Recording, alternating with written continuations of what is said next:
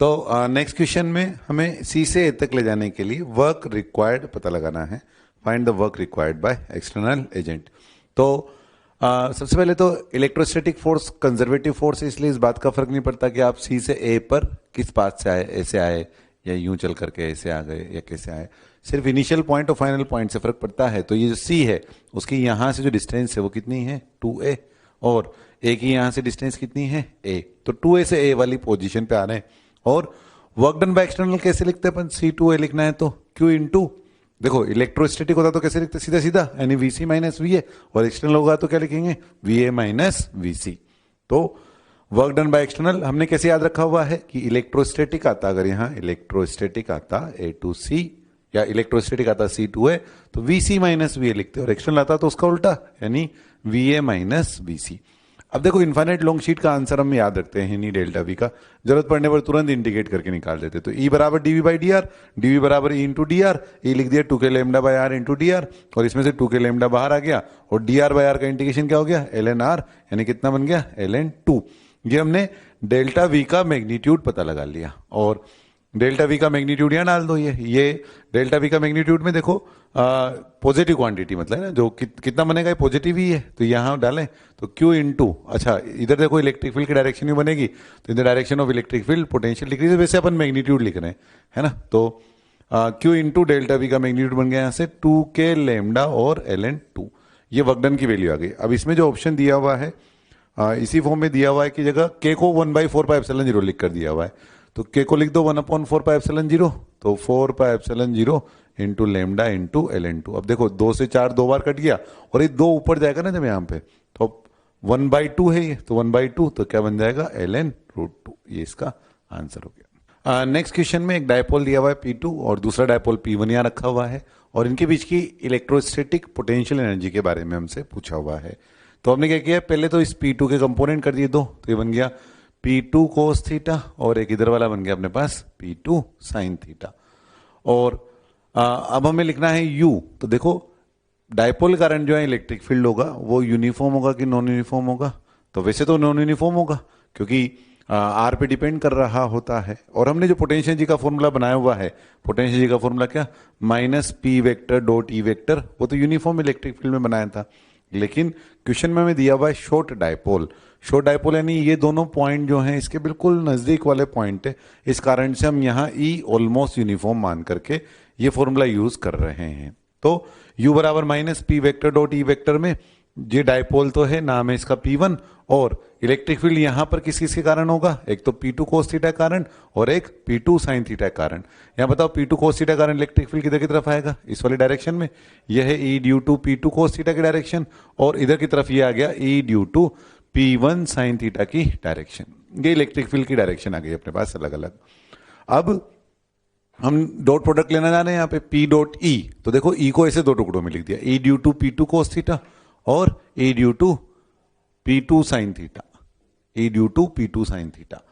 तो अब हमें इसमें देखें तो P1 और E due to P2 cos theta के बीच का एंगल कितना है 0 डिग्री, तो कोस 0 1 बन जाएगा ये, और P1 और E due to P2 sine theta के बीच का एंगल कितना है 90 डिग्री।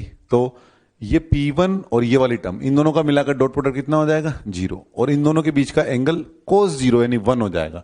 तो कितना हो गया U बराबर माइनस P1 और into E due to P2 cos theta, यानी कितना 2kp अपॉन r क्यूब। और हमें क्वेश्चन में क्या निकालना है, मैग्नीट्यूड निकालना है क्या, नहीं साइन के साथ ही वैल्यू निकालनी है। तो U बराबर कितना हो गया minus 2kp1 P2 cos theta upon r cube, है ना। और डॉट प्रोडक्ट में ये जो कोस थीटा है तो P2 कोस थीटा वाला कोस थीटा है, और जो P1 और E due to P2 cos theta के बीच का एंगल है वो कितना कोस 0, तो वो तो 1 बन गया, और ये पोटेंशियल एनर्जी ऑफ इंटरेक्शन आ गई। एक बात का ध्यान रखिए सवाल में कि किसी को लगे हमने ये फॉर्मूला क्यों यूज किया, P vector dot E vector, ये तो यूनिफॉर्म फील्ड के लिए ना, तो नॉन यूनिफॉर्म के लिए तो हमने वैसे भी नहीं निकाला, और हमसे पूछा है, और हम यूनिफॉर्म का इसलिए यूज कर रहा है हमने क्योंकि क्वेश्चन में हमें शॉर्ट डायपोल दिया है, इसलिए हम यहाँ और यहाँ E को ऑलमोस्ट सेम ले सकते।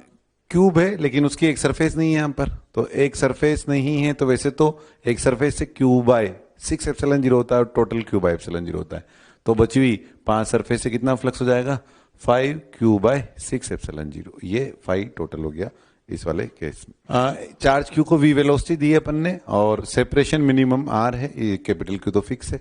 हमें पूछा है कि अगर v को 2v कर दें तो मिनिमम सेपरेशन क्या होगी। तो एनर्जी कंजर्वेशन का यूज करें तो k इनिशियल कितना half m into V square और u इनिशियल कितना 0, काफी लार्ज सेपरेशन पर है।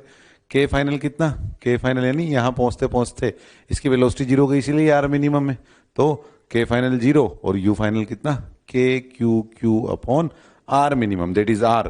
अब हमें क्वेश्चन में पूछा है कि अगर हम v को 2v कर दें, अगर v जो है वो 2v हो जाए तो r मिनिमम कितना होगा। तो हम इसी लाइन में काम चला लेंगे, या तो दोबारा लिख लो ये वाली लाइन, या फिर इसी लाइन से काम चला लो। देखो v को 2v कर दो, यहाँ 4 आएगा एक्स्ट्रा, इधर 4 आया तो इधर भी 4 आना चाहिए। तो r को अगर अपन r/4 लिख दें, r को अगर अपन r/4 लिख दें तो 4 आ जाएगा ऊपर एक्स्ट्रा।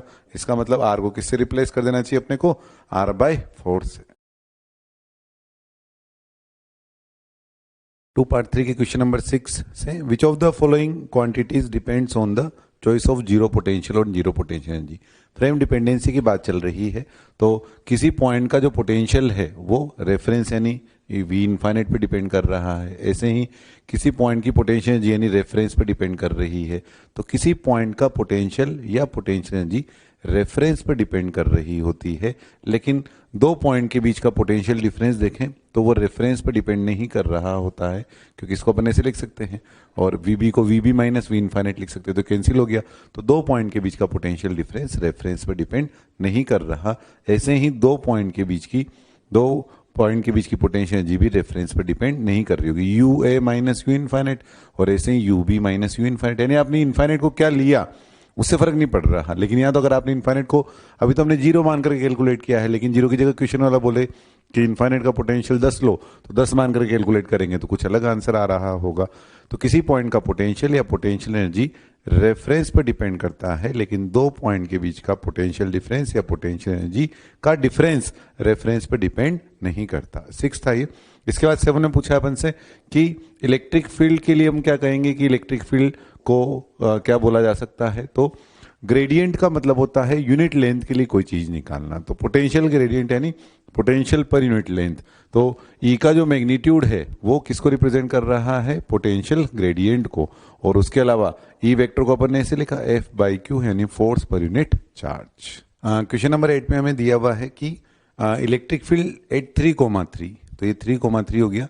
यहाँ पर 7.2 इंटू 4 आई कैप, 7.2 तो दोनों जगह कॉमन आ जाएगा, तो यहाँ बचा एक्स्ट्रा 4 आई कैप और 3 जे कैप। 4 और 3 का मिलाकर के रिजल्टेंट जो आएगा उससे हम एंगल निकालना चाहें तो 3/4 यानी कितना हो जाएगा एंगल 37 डिग्री। इसको अपन पीछे की तरफ बढ़ाएं तो 37 डिग्री के लिए कितना बनेगा, tan 37 यानी कितना, tan 37 यानी हो गया 3/4। और 3/4 में 3 तो ये रहा, कोऑर्डिनेट वाइज देखें अब, ये तो इलेक्ट्रिक फील्ड वाइज था, अब कोऑर्डिनेट वाइज देखें तो 3 है तो 4 पीछे की तरफ है ना, 4 यानी इधर से 1 और ये 1 और हो जाएगा तो हो गया ना 4। तो इसका मतलब इसको अगर अपन पीछे की तरफ बढ़ाएं तो ये लाइन जो है वो इसके अलोंग आ रही होगी। तो ये इलेक्ट्रिक फील्ड की डायरेक्शन है ऐसे, इस तरह से। इसको जाओ तो और आगे बढ़ा दो ऐसे, इस तरह से। तो ये इलेक्ट्रिक फील्ड की डायरेक्शन हो गई इस पोजीशन पर, कहां पर 3,3 पर। कैसे निकाला अपन ने, 7.2 तो कॉमन था ही, 7.2 के साथ 4 आई कैप और 3 जे कैप था। 4 और 3 का मिलाकर जो रिजल्टेंट बना वो 37 डिग्री का एंगल बना रहा है। ये ई का नेट एंगल है यहाँ पर 37 डिग्री। किस कोऑर्डिनेट पर, जिस पॉइंट का कोऑर्डिनेट 3,3 है। लेकिन हमें ये इलेक्ट्रिक फील्ड पीछे बढ़ाने पर कहां किस चार्ज वाली पोजीशन से आ रहा होगा वो पता लगाने के लिए हमने इस 37 का यूज किया कि tan 37 होता है 3/4। तो 3 तो ये है ही, 4 पीछे, तो 3 ये दिया था अपने को तो 1 पीछे, तो ये यहां वाली पोजीशन हो गई। अब हमें ये भी बोला हुआ है साथ में कि 2,0 पर यानी यहां से 2 डिस्टेंस पर 2,0 पर जो इलेक्ट्रिक फील्ड हमें दिया हुआ है वो कितना है, वो है 100 आई कैप। इधर की तरफ मैग्नीट्यूड तो है 100 और डायरेक्शन है आई कैप। तो इसका मतलब चार्ज इस लाइन के अलोंग कहीं ना कहीं रहा होगा, तो इसको भी हम पीछे बढ़ाया। अब यहां से पीछे बढ़ाया अपन ने, यहां से पीछे बढ़ाया, तो दोनों मिलाकर जहां कट किया वही वाली पोजीशन है, जो वाली पोजीशन है। इसका मतलब चार्ज यहां रखा होगा, तो हमने चार्ज की पोजीशन पता लगा ली। अब यहां से डिस्टेंस बता सकते हो चार्ज की, यहां से कितनी, तो 2 तो ये ओरिजिन से था ये वाला और 1 ये, तो यहां से जो डिस्टेंस बनी इस चार्ज की वो कितनी, 3। तो 4 से 3 डिस्टेंस पर जो इलेक्ट्रिक फील्ड का मैग्नीट्यूड है वो है कितना 100। तो ई का फॉर्मूला क्या हो गया पॉइंट चार्ज के लिए के क्यू अपॉन आर स्क्वायर। तो ई की वैल्यू है 100 और के क्यू अपॉन आर स्क्वायर माना 3 का स्क्वायर। और ये यूनिट देख लो सेंटीमीटर में कि मीटर में, तो सेंटीमीटर में दे रखा है इसलिए 3 इंटू 10⁻⁻2 का स्क्वायर। तो एक के क्यू का फंक्शन तो ये मिल गया अपने को। और चार्ज यहां से क्यू की वैल्यू पता लग जाएगी अपने को। तो क्यू पता लग गया इससे अपने को कि क्यू की वैल्यू क्या है, ये पता लग गया क्यू। अब क्वेश्चन में हमें क्या क्या पूछा है, एक तो x coordinate of the charge पूछा है, the x coordinate of the charge, तो वो कितना आया, वो आया -1,0। और उसके अलावा पूछा है the charge on the particle, charge की वैल्यू निकाल दी अपन ने। और उसके बाद हमसे पूछा है कि चार्ज एक्स एक्सिस पे रखा हुआ है क्या, हाँ एक्स एक्सिस पे चार्ज रखा हुआ है। और डी में बोला हुआ है the electrical potential at the origin, तो ओरिजिन पर पोटेंशियल निकालना है अपने को। तो ओरिजिन पर पोटेंशियल निकालना है तो चार्ज से जो डिस्टेंस इसकी यहां से वो है 1 सेंटीमीटर, तो के क्यू बाई 1 सेंटीमीटर यानी 1 इंटू 10⁻²। के क्यू की वैल्यू यहां से डाल देंगे तो ये ओरिजिन पर पोटेंशियल होगी। क्वेश्चन नंबर 9 में यूनिफॉर्मली चार्ज सॉलिड स्फीयर दिया हुआ है यानी नॉन कंडक्टिंग सॉलिड स्फीयर हो गया। और सरफेस से 5 और 10 सेंटीमीटर दूर के पोटेंशियल दे रखे हैं। तो मान लिया अपन ने रेडियस इसकी आर है, तो सरफेस से 5 सेंटर से r+5 हो जाएगा और सरफेस से 10 सेंटर से r+10 हो जाएगा। तो इनके पोटेंशियल दिए हुए हैं तो इससे अपने को q और r की वैल्यू पता लग जाएगी। अब यहां से हमने q और r कैलकुलेट कर लिए तो अब हमें बाकी जो चीजें पूछी वो हम कैलकुलेट कर सकते हैं। और क्वेश्चन नंबर 10 में देखें इलेक्ट्रिक पोटेंशियल डिक्रीजेज यूनिफॉर्मली। अब यूनिफॉर्मली डिक्रीज कर रहा है, इसका मतलब डेल्टा वी बाई डी का यूज कर सकते हैं। और अलोंग द एक्स एक्सिस यानी हमें इससे ई एक्स पता लग जाएगा। तो डेल्टा वी का जो वैल्यू दे रखा है वो 180 से 20 यानी कितना चेंज आया, डेल्टा वी कितना है 180 - 20 यानी 160। और कितना डिस्टेंस चल के गए 4 सेंटीमीटर। तो यहां से बन गया अपने पास 40 वोल्ट पर सेंटीमीटर। ये हमको ई एक्स की वैल्यू पता लगी, लेकिन ये सिर्फ ई एक्स का वैल्यू है। और बाकी ई वाई और ई जेड का तो हमें कुछ इन्फॉर्मेशन दिया ही नहीं सवाल में। ये नहीं बोला है कि वो जीरो है, ये नहीं बोला है कि वो नॉन जीरो है। तो अगर हम जैसे यहां से ई का मैग्नीट्यूड निकालते हैं तो कितना बनेगा, वो बनेगा E x square plus E y square plus E z square. और उसमें से अगर E y E z zero है तो ई एक्स 40 के बराबर हो सकता है। और अगर ई वाई ई जेड कुछ ना कुछ है तो ई का वैल्यू 40 से ज्यादा ही आएगा, क्योंकि जुड़ रहा है कुछ ना कुछ। तो मे बी इक्वल टू 40 और may be greater than 40। Next question 11 अपन ने डायपोल की थ्योरी में भी देखा था। फिर देख सकते हैं कि पॉइंट चार्ज के फील्ड में अगर कोई डायपोल रखा हुआ हो तो वो फोर्स एक्सपीरियंस जो है वो जीरो कर सकता है क्या, फाइनाइट डिस्टेंस पर ऑब्वियसली।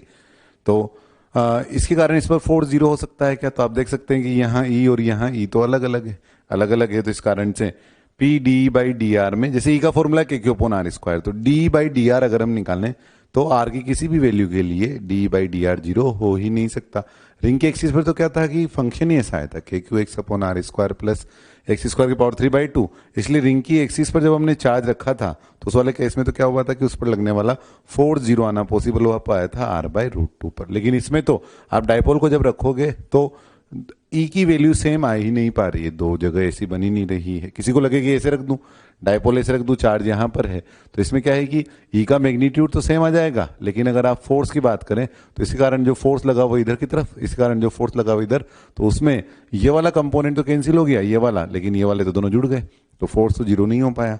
तो पॉइंट चार्ज के फील्ड में अगर डायपोल को रखेंगे तो डायपोल पर फोर्स जीरो नहीं हो सकता, टॉर्क वो जरूर जीरो एक्सपीरियंस कर सकता है। इसी में आगे ऑप्शन में dipole will experience a force, हाँ फोर्स एक्सपीरियंस करेगा, लेकिन यानी जीरो नहीं हो सकता है, लेकिन टॉर्क जीरो हो सकता है। इसी के आगे एक ऑप्शन में बोला हुआ है कि it is possible to find a path जो क्लोज नहीं हो in the field for which work required to move the dipole is zero.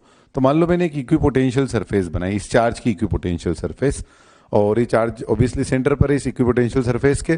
तो ये मैंने पाथ नहीं बनाया है, ये मैंने बनाया इक्वी पोटेंशियल सरफेस। अब यहां ए से रवाना हुए और बी पर पहुंचे, यहां से यहां गए तो क्लोज पाथ में नहीं गए। क्लोज पाथ का मतलब तो ये है कि जहां से शुरू करो वापस वहीं खत्म करें, यानी ए से शुरू किया तो वापस ए पर आकर रुके। मैं ए पर आकर नहीं रुका हूं, मैं बी तक ही गया हूं।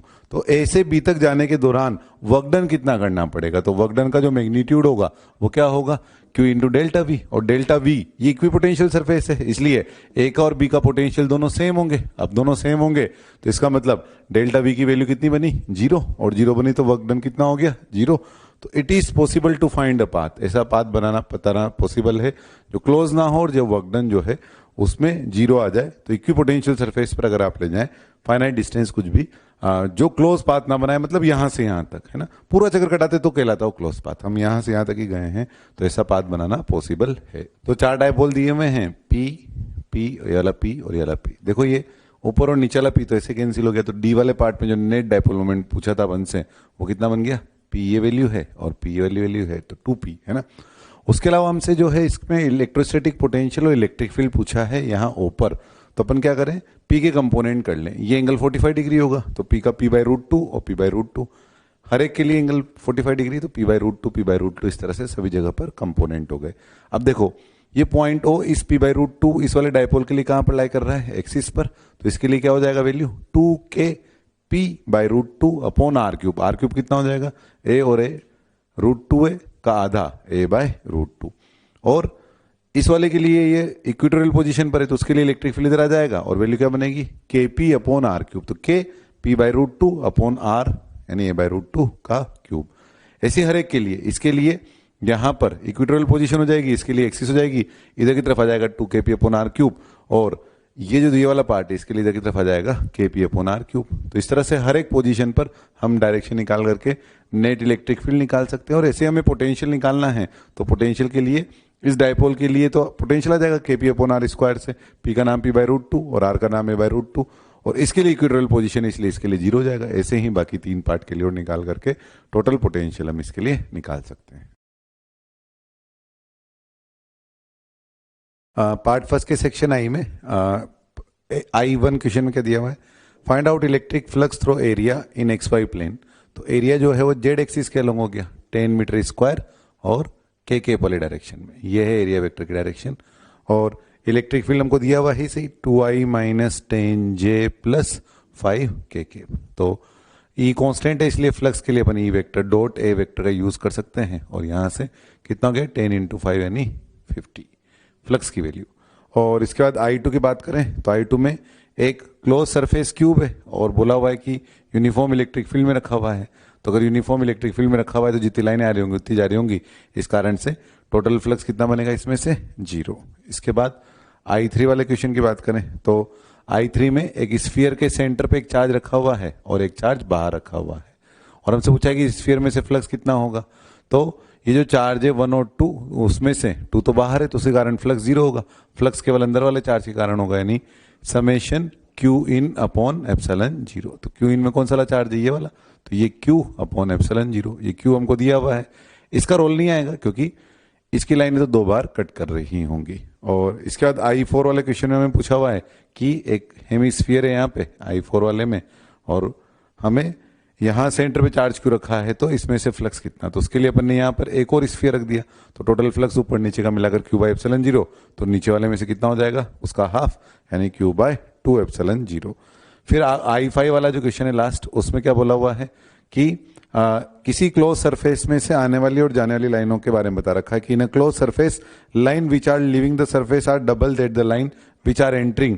तो जो आ रही हैं उसकी दुगनी है जाने वाली। इसका मतलब फाई नेट की बात करें तो फाई आउट माइनस फाई इन कैसा आ जाएगा, फाई आउट माइनस फाई इन में फाई आउट बड़ा है फाई इन से, तो फाई नेट पॉजिटिव आ जाएगा, और फाई नेट पॉजिटिव आ गया तो समेशन क्यू इन जो है वो पॉजिटिव आ गया। तो नेट चार्ज इनक्लोज जो है इसमें कैसा आ गया, पॉजिटिव। पार्ट 2 के सेक्शन आई में पहले क्वेश्चन में I1 में क्या दिया हुआ है, एक XY प्लेन है, तो ये हो गया XY प्लेन, ये x एक्सिस, ये y एक्सिस, और XY प्लेन में एक स्क्वायर रखा हुआ है जिसकी साइड क्या है a, तो साइड a ले ली अपन ने इसकी। और हमें क्वेश्चन में बोला हुआ है इलेक्ट्रिक फील्ड E की वैल्यू दे रखी है, E बराबर क्या दिया हुआ है E0 x k। इसे देखकर आप क्या बता सकते हो, इलेक्ट्रिक फील्ड की जो डायरेक्शन है वो k वाली डायरेक्शन में है, लेकिन अलग अलग x के साथ उसकी वैल्यू बदल रही होगी। तो यानी अगर अपन यहां से x पर एक एलिमेंट लें तो इस x पर हर पॉइंट पर E की वैल्यू एक जैसी होगी, क्योंकि x बदलने के साथ बदल रही होगी, सेम x के लिए तो एक जैसी ही आएगी। और ये जो अपन ने स्ट्रिप ली है, इस स्ट्रिप का जो एरिया है वो किधर की तरफ है, बाहर की तरफ, और ये जो इलेक्ट्रिक फील्ड है वो भी बाहर की तरफ, यानी ये भी के केप में और एरिया भी के केप में। हालांकि एरिया के लिए XY प्लेन के परपेंडिकुलर 2 ऑप्शन थे, यहाँ के केप और माइनस के केप, तो कुछ नहीं कर रखा हो तो बाय डिफॉल्ट पॉजिटिव फ्लक्स लेते हैं, इसलिए बाहर वाला ले रहे होंगे अपन के केप। तो देखो एरिया की जो डायरेक्शन आई है डी ए बोलें अगर, तो डी ए में ये साइड आई है ए, ये वाली, और ये विड्थ जो है जो अपने ली है डी एक्स, तो ये जो एरिया बना है ये वाला एरिया कितना बना, ए इंटू डी एक्स। अब जो इलेक्ट्रिक फील्ड आया है यहाँ पर डी फाई लिखना चाहें अगर अपन, तो डी फाई बराबर ई इंटू डी ए, और टोटल इंटीग्रेशन करना चाहे तो ई डॉट डी ए का इंटीग्रेशन, तो ई डॉट डी ए का इंटीग्रेशन करें तो क्या हो गया अपने पास ये ई नोट एक्स और इंटू ए डी एक्स, और एक्स की लिमिट लगाते कहाँ से कहाँ तक, 0 से ए तक, तो इसमें से ई नोट ए तो बाहर आ जाएगा, और ई नोट ए बाहर आने के बाद एक्स्ट्रा क्या बचा रह गया, एक्स डी एक्स, उसका इंटीग्रेशन एक्स स्क्वायर बाई 2 यानी ए स्क्वायर बाई 2, तो कितना हो गया flux, E note into A cube by 2। ये है I1। इसके बाद I2 में बोला हुआ इलेक्ट्रिक फील्ड यूनिफॉर्म है, तो इलेक्ट्रिक लाइन ऑफ फोर्स कैसी होगी, तो यूनिफॉर्म इलेक्ट्रिक फील्ड का मतलब सब जगह एक जैसा बना है। अब सब जगह एक जैसा बना है तो इसका मतलब जो है जो इलेक्ट्रिक लाइन ऑफ फोर्स है वो पैरेलल बन जाएंगे ऐसे इस तरह से, तो ये I2 वाला क्वेश्चन हुआ।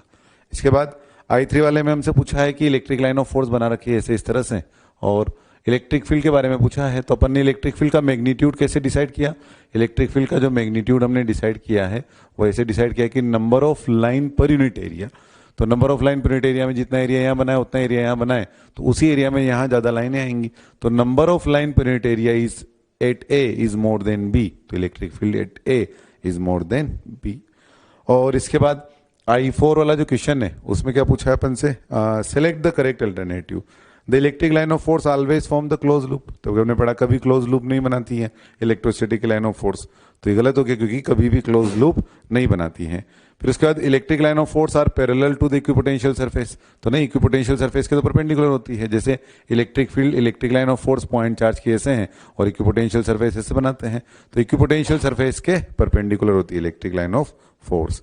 और उसके बाद जो है डी में बोला हुआ electric line of force is always the path followed by the positive charge particle, तो देखो इलेक्ट्रिक लाइन ऑफ फोर्स अगर इस तरह से कर्व फॉर्म में है ऐसे इस तरह से, और हमने एक चार्ज पार्टिकल को यहां से छोड़ दिया, तो यहां से छोड़ने में बताओ वो किधर की तरफ जाएगा, इधर फोर्स लगेगा उस पर क्यू ई, तो फोर्स इधर लगेगा तो यूं जाएगा, इसका मतलब उसने लाइन ऑफ फोर्स को फॉलो नहीं किया है, तो इसलिए इलेक्ट्रिक लाइन ऑफ फोर्स को फॉलो तभी कर रहा होता है जब वो स्ट्रेट पाथ पर चल रहा होता है। ये था I5। तो I5 क्वेश्चन में दिया हुआ है कि आउटगोइंग फ्लक्स क्या है φ2 और इनकमिंग फ्लक्स क्या है, if the electric flux entering and leaving है φ2 और एंटरिंग है φ1, तो ये फाई नेट हो गया, और फाई नेट को अपन क्या लिख सकते हैं, summation Q in upon epsilon 0, तो इससे अपने को समेशन क्यू इन पता लग गया। I6 में क्या दिया हुआ है, an electric dipole is placed at the centre of the sphere, तो स्फीयर के सेंटर पे एक डायपोल रख दिया अपन ने, अब ये है स्फीयर और इसके सेंटर पे ये डायपोल रख दिया। डायपोल का मतलब क्या हो गया, ये माइनस क्यू प्लस क्यू, तो जो नेट चार्ज एनक्लोज्ड है समेशन क्यू इन की जो वैल्यू बनेगी इसमें I6 वाले में वो कितनी बनेगी, समेशन क्यू इन 0, क्योंकि डायपोल रखा हुआ है अपन ने।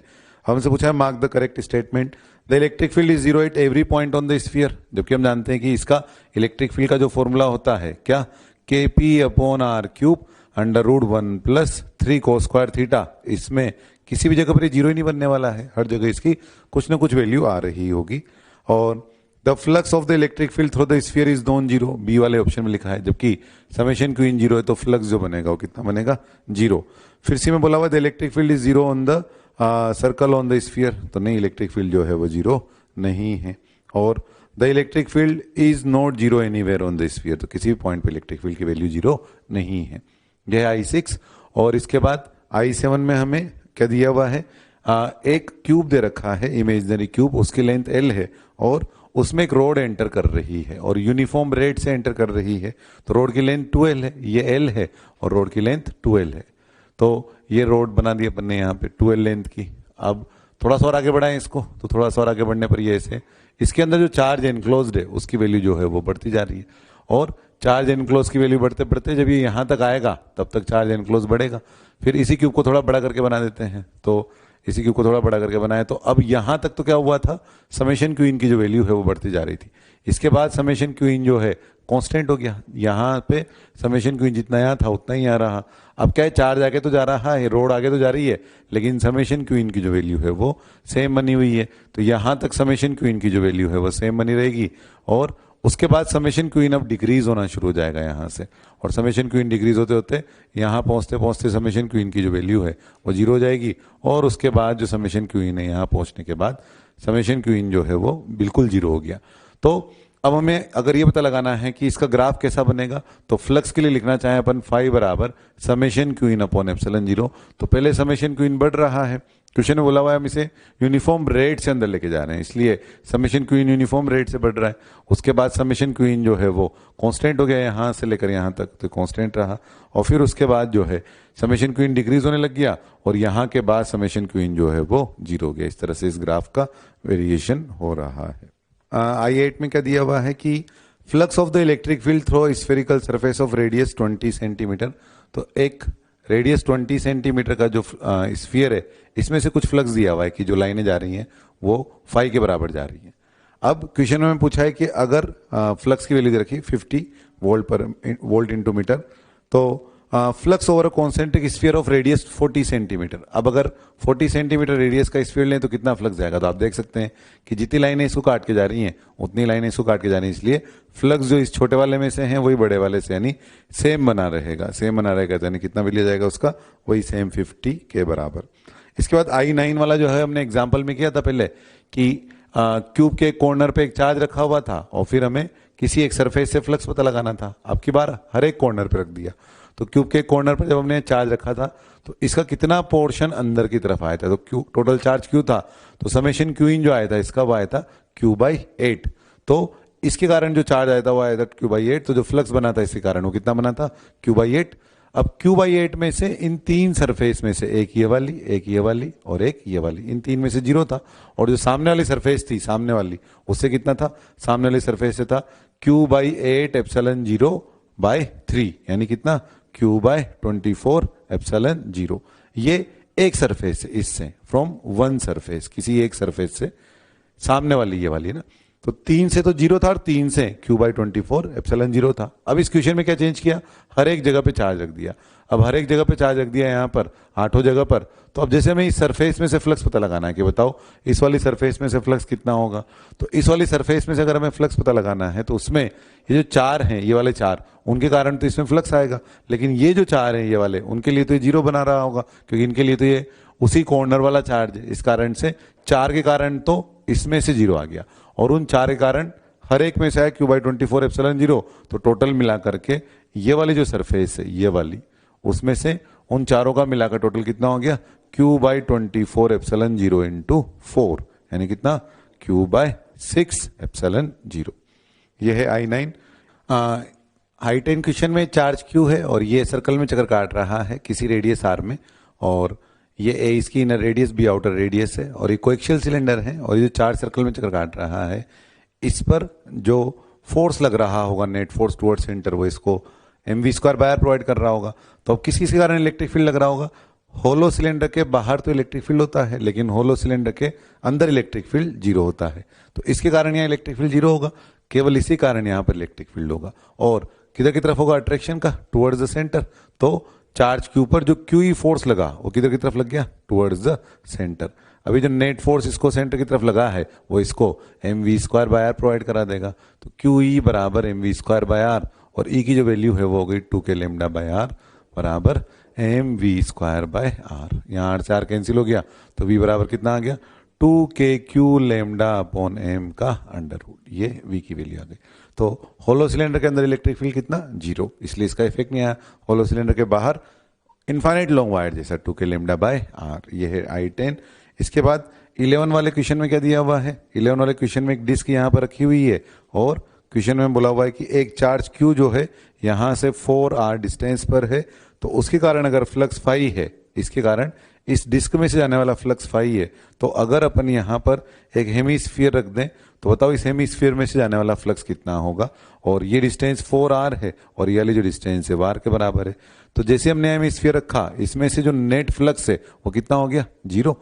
अब फाई नेट जीरो हो गया, फाई नेट बराबर क्या, फाई डिस्क और प्लस फाई हेमीस्फीयर।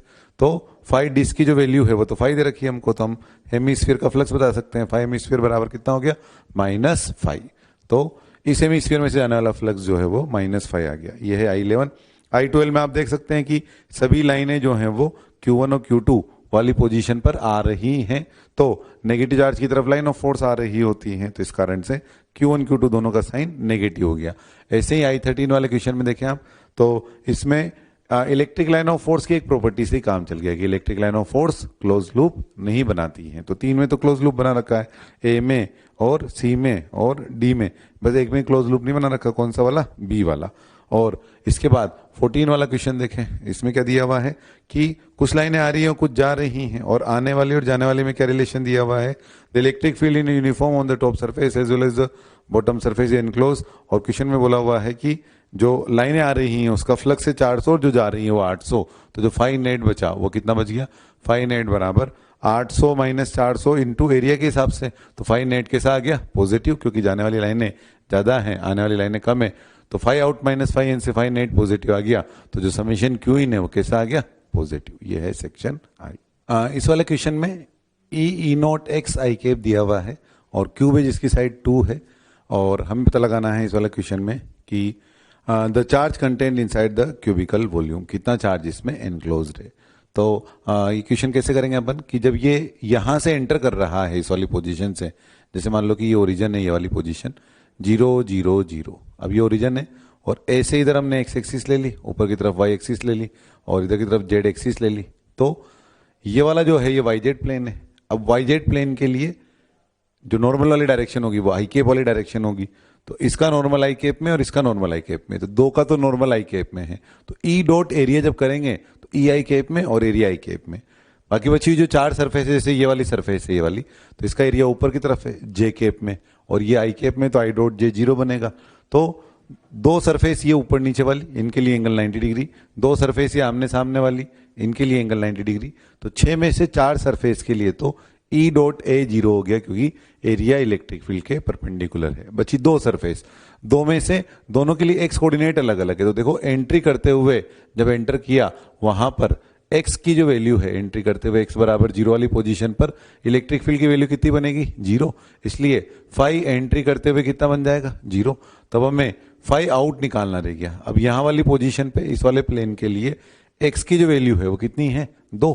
हम इस दौरान बीच में अलग अलग जगह जो अलग अलग ई की वैल्यू है उसमें इंटरेस्ट नहीं है, हम तो फाई आया कितना और फाई जा कितना रहा है उसमें इंटरेस्ट, यानी फाई आउट माइनस फाई इन। तो एक तो एंट्री करते हुए देख रहे हैं जो इस सरफेस पर एंट्री करना है, और एक एग्जिट करते हुए देख रहे हैं जो इस सरफेस पर एग्जिट करना है। तो इस सरफेस पर जब एग्जिट कर रहा है तब एक्स बराबर 2 वाली पोजीशन है, तो इलेक्ट्रिक फील्ड की जो वैल्यू है वो कितनी बन गई, एक्स की जगह 2 डाल दिया तो 2 ई नॉट और इंटू आई केप, और जो एरिया है वो कितना बन जाएगा इसका, 2 इंटू 2 4, और ये प्लेन है वाई जेड तो इसलिए 4 आई केप। और फ्लक्स की बात करें तो ई डॉट ए से कितना बन गया, 8 ई नॉट, ये फाई नेट बन गया। और फाई नेट को अपन क्या लिख सकते हैं, summation Q in upon epsilon 0। तो फाई नेट बराबर फाई आउट माइनस फाई इन में फाई इन तो 0 है और ये बना फाई आउट ही फाई नेट बन गया, और यहां से समेशन क्यू इन की वैल्यू आ गई अपने पास कितना, summation Q in equal to 8 E nought और इंटू एप्सिलॉन नॉट। तो एक क्यूब दिया हुआ है और हमें इसमें नेट चार्ज एनक्लोज कितना रहेगा ये पता लगाना है। तो नेट चार्ज एनक्लोज में इस क्वेश्चन में क्या दिया हुआ है कि जो चार्ज डेंसिटी इस क्यूब के अंदर वो एक्स के साथ किस तरह से वेरी कर रही है, यानी पहले रो बढ़ रहा है फिर कांस्टेंट है और फिर घट रहा है, और रो वर्सेज एक्स का ग्राफ हमको दिया हुआ है। अब देखो एरिया जिसमें से हमें निकालना है और उस एरिया के अंदर चार्ज का डेंसिटी, चार्ज डेंसिटी का जो वेरिएशन है वो दिया हुआ है, और हमें फाई नेट की वैल्यू पता लगानी है। फाई नेट वैसे तो summation Q in upon epsilon 0 होता है, लेकिन यहां पर टोटल चार्ज सीधा तो निकल नहीं जाएगा क्योंकि रो का वेरिएशन हो रहा है, इसलिए डी क्यू का फंक्शन लिख करके इंटीग्रेट करें तो integral D Q upon epsilon 0। अब क्या है कि अलग अलग एक्स के लिए अलग अलग है, तो डी क्यू एलिमेंट लेने के दौरान हमें सेम एक्स लेना पड़ेगा। वाई जेड जो है वो उसके साथ नहीं वेरी कर रहा है लेकिन एक्स के साथ वेरी कर रहा है, तो हमने क्या किया, यहां से एक्स डिस्टेंस पर जाकर डी एक्स विड्थ का एक स्ट्रिप ले लिया। अब ये दीवार है एक तरह से, ये पूरा कमरा है और ये वाली एक दीवार है, ये दीवार है जिसकी विड्थ dx है, लेकिन ये वाली जो साइड है इसकी, यानी ये वाली साइड अगर 1 है इसकी तो वाली साइड भी 1 हो गई, तो 1 तो गई इसकी ये वाली साइड और 1 ही हो गई इसकी ये वाली साइड।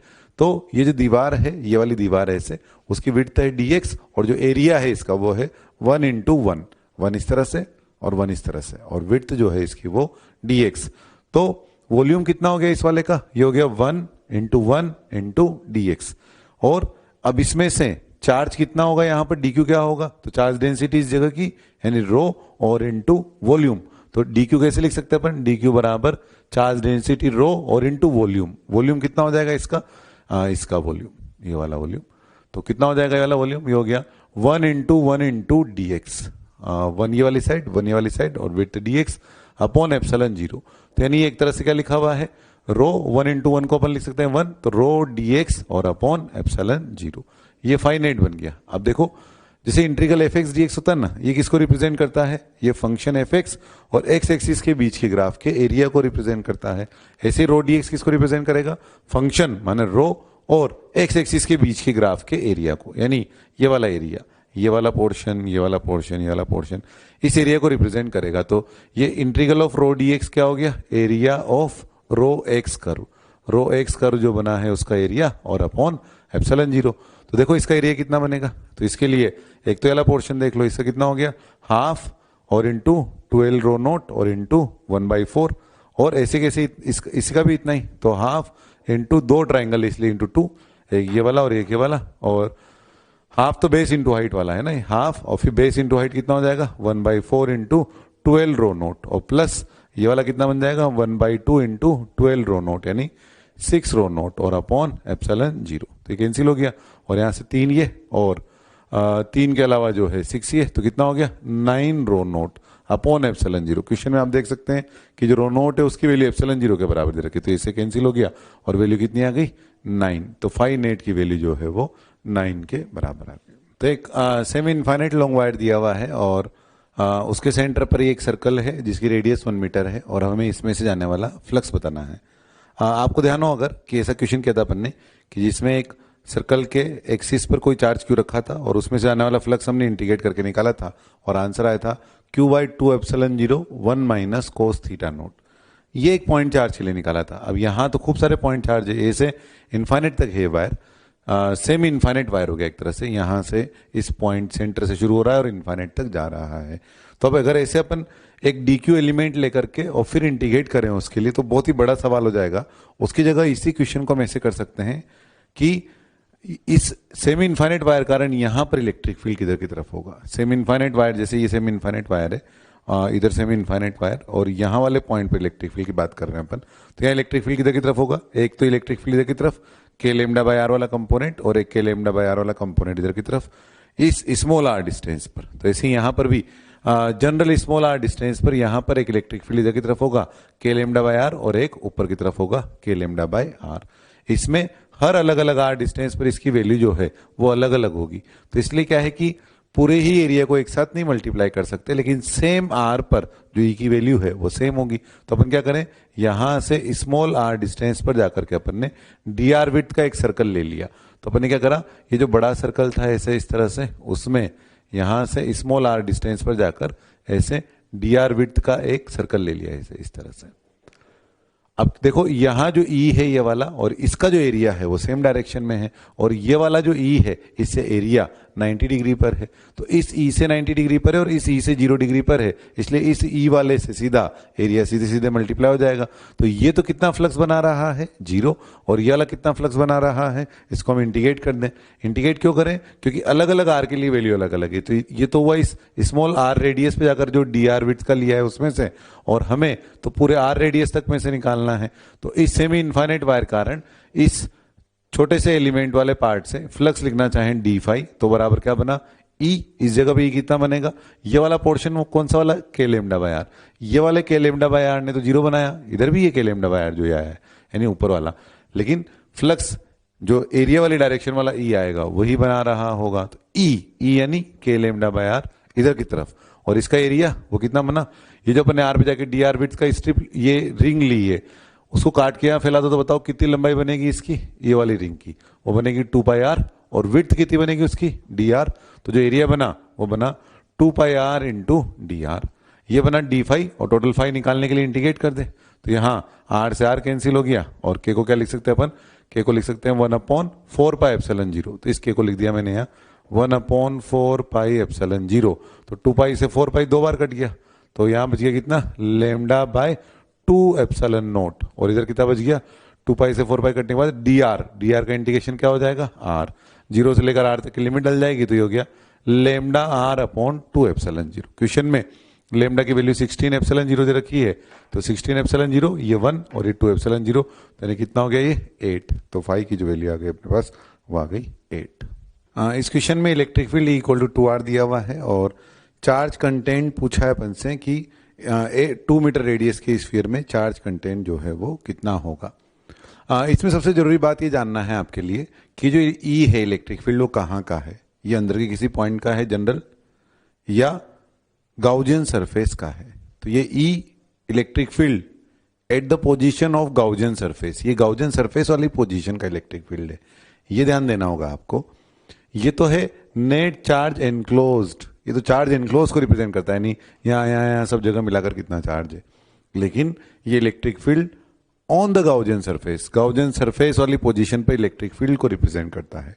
तो इसमें एलिमेंट नहीं लेना है अपने को कि एक्स पे आकर डी एक्स का एलिमेंट ले लिया, क्योंकि ये ई जनरल पोजीशन का नहीं है, ये ई गाउजियन सरफेस का है ना। बस अब जब आपने इस पे ध्यान दे दिया कि ई गाउजियन सरफेस का है तो अब ई की वैल्यू यहाँ डाल दो। अच्छा देखो कि यहाँ पर जो ई की डायरेक्शन होगी और जो ई यानी 2r वेक्टर, तो r की डायरेक्शन में, तो जो ई की डायरेक्शन है और जो एरिया की डायरेक्शन है डी और ई की डायरेक्शन, वो दोनों के बीच का एंगल कितना है 0 डिग्री। तो ई डॉट डी एस लिखे हैं यहाँ पर, तो क्या बन गया E into D S into cos 0 बराबर summation Q in upon epsilon 0। अब देखो कि जो ई का मैग्नीट्यूड है वो यहाँ पर सब जगह सेम है, क्योंकि आर की जो वैल्यू है वो किसके बराबर बनेगी, यहाँ पर इस स्फीयर के सरफेस पर 2a के बराबर। तो ई का मैग्नीट्यूड सब जगह सेम है, तो ई की वैल्यू बनी 2a और इंटू डी एस और इंटू कोस 0 1 बराबर summation Q in upon epsilon 0। इसमें से 2a कॉन्स्टेंट है, बाहर आ गया और सारा ds का मिलाकर इंटीग्रेशन जो है वो बन गया कितना s। ये एरिया बना है, एरिया स्केलर, एरिया वेक्टर होता ना अगर ये, तो फिर इसकी वैल्यू 0 होती, फिर एरिया स्केलर बना और क्या बनेगा स्फीयर का area scalar 4 pi a square. तो हो गया 2a into 4 pi a square बराबर summation Q in upon epsilon 0। तो एप्सिलॉन 0 को उधर भेज देंगे तो इससे हमें समेशन क्यू इन का वैल्यू पता लग जाएगा। 13 क्वेश्चन में यहाँ तो चार्ज रखा ही ऑलरेडी, अब एक्स्ट्रा चार्ज एडिशनल क्यू कहाँ रखें, ताकि क्वेश्चन में बोला हुआ है the flux through the electric field through the cylinder remains unchanged, यानी फ्लक्स में कोई चेंज ना आए। तो अगर अपन चार्ज क्यू को ए या डी वाली पोजीशन में रखते हैं तो इससे जाने वाली लाइन जो है वो या तो 2 बार काटती है या एक भी बार नहीं काटती। ये इस जगह काटा नहीं है उससे, क्योंकि क्रॉसिंग द सरफेस वाली लाइनें बननी चाहिए, तो इसके कारण जो नेट फ्लक्स है वो सिलेंडर से 0 बना रहा। ये ठीक वैसे ही सवाल है जैसे अपन ने एक होलो स्फीयर वाला सवाल किया था और हमने कहा था कि इसी प्लेन में कोई चार्ज रखेंगे तो उसकी लाइन या तो 2 बार काटेंगी या एक भी बार नहीं काटेंगी। लेकिन अगर चार्ज उसी प्लेन की जगह थोड़ा नीचे रखते हैं तो कुछ लाइन हम ऐसी बना सकते हैं जो एक ही बार काटेगा। ये ओपन है यहाँ से, ऐसे ही यहाँ से क्लोज है, यहाँ से ओपन है। अब बी पर अगर अपन चार्ज रखते हैं तो यहाँ से ये लाइन एक बार काटने वाली पोजीशन भी बन रही है। तो बी और सी पर तो फ्लक्स चेंज हो जाएगा, लेकिन ए और डी पर फ्लक्स चेंज नहीं हो रहा होगा, क्योंकि ए और डी पर रखे चार्ज की लाइन या तो 2 बार काट रही है या एक भी बार नहीं काट रही, क्योंकि बी से हम ऐसी लाइन बना सकते हैं जो एक ही बार भी काट रही होगी। इसके बाद नेक्स्ट क्वेश्चन में एक सॉलिड सिलेंडर है। सॉलिड सिलेंडर के लिए हमने आंसर सीधा 2k लैम्डा बाय आर के फॉर्म में याद रखा हुआ है, 2k लैम्डा बाय आर। बस हमें लैम्डा की वैल्यू लिखनी रहती है। तो अभी हमें x लेस देन आर के लिए आंसर बताना है। तो x लेस देन आर तक के पोर्शन में कितने सिलेंडर का चार्ज आएगा, तो वो x तक के पोर्शन का चार्ज आएगा, यानी ये वाला। तो ये वाले पोर्शन का चार्ज कितना बनेगा, इसकी रेडियस कितनी बनी x, टोटल रेडियस है कितनी कैपिटल आर। तो यहाँ लेमडा की जगह वैल्यू डालना चाहे तो कितना बन जाएगा 2k लेमडा। लेमडा का मतलब 1 मीटर लेंथ का चार्ज। कैसे निकालेंगे 1 मीटर लेंथ का चार्ज, ये 1 मीटर लेंथ का सिलेंडर ले लिया अपन ने, ये वाला, ये 1 मीटर लेंथ का, यहां से यहां तक का 1 मीटर लेंथ का। तो कितना हो जाएगा इसका lambda, rho charge per unit volume into area pi into x square, क्योंकि एक्स तक का ले रहे हैं, क्योंकि जो सॉलिड सिलेंडर को हमने अलग अलग होलो सिलेंडर के फॉर्म में माना था, तो इस होलो सिलेंडर के कारण यहाँ अंदर इलेक्ट्रिक फील्ड तो आएगा नहीं, तो केवल उतने ही पोर्शन का आएगा जहां तक आंसर निकालना चाह रहे हैं। तो यहां से कितना बन गया ये अपने पास, rho into pi x square into 1, ये तो हो गया charge per unit volume into charge density rho और अपॉन आर का नाम क्या एक्स। तो इसे कैंसिल हो गया, तो जो ई है वो किसके प्रोपोर्शनल आ गया, एक एक्स कैंसिल होने के बाद एक एक्स बच गया, तो ई प्रोपोर्शनल टू क्या आ गया X, for X less than R. And for X greater than R की बात करें तो बाहर वाले पॉइंट के लिए क्या होगा, बाहर वाले पॉइंट के लिए तो सभी का रोल आएगा। तो जब 2k लेमडा बाय आर में वैल्यू डालेंगे तो 2k और लेमडा का मतलब कितना, सारा चार्ज, परंतु 1 मीटर लेंथ का ना, मतलब सारा चार्ज का मतलब पूरी रेडियस आर का चार्ज। तो कितना हो गया, rho into pi r square into 1, ये हो गया लेमडा यूनिट लेंथ का चार्ज, और इंटू आर यानी जहां पर आंसर निकाल रहे हैं सेंटर से वो डिस्टेंस, आर का नाम क्या रखा हुआ है अपन ने, एक्स। तो जो ई है वो बाहर वाले पॉइंट के किसके इन्वर्सली प्रोपोर्शनल आ गया, एक्स के। तो अंदर एक्स के प्रोपोर्शनल और बाहर एक्स के इन्वर्सली प्रोपोर्शनल। इस क्वेश्चन में हमें पूछा है कि इस क्लोज सरफेस से फ्लक्स कितना होगा। जब हमने स्विच ओपन किया हुआ है तब क्वेश्चन के बारे में बता रखा है कि ये जो वायर है ये इलेक्ट्रिकली न्यूट्रल है, माना नेट चार्ज इस पर जीरो है। तो अभी शुरू में इनिशियल फ्लक्स जो है वो तो जीरो है क्योंकि नेट चार्ज जीरो है। फिर इसके बाद हमने क्या किया, इसके बाद हमने स्विच को क्लोज कर दिया। अब जैसे हम स्विच क्लोज करेंगे तो इसमें करंट फ्लो होना शुरू हो जाएगी, आई। अब करंट फ्लो की तो करंट इलेक्ट्रिसिटी में हम ऐसा देखेंगे कि करंट फ्लो होने का मतलब यह है कि इलेक्ट्रॉन ट्रेवल करना शुरू हो गए, यानी ऐसे इलेक्ट्रॉन जा रहे हैं इस तरह से। तो 5 इलेक्ट्रॉन अगर इधर से इधर की तरफ आए तो 5 इलेक्ट्रॉन यहां से इधर की तरफ भी चले गए। ये करंट इलेक्ट्रिसिटी का मीनिंग है।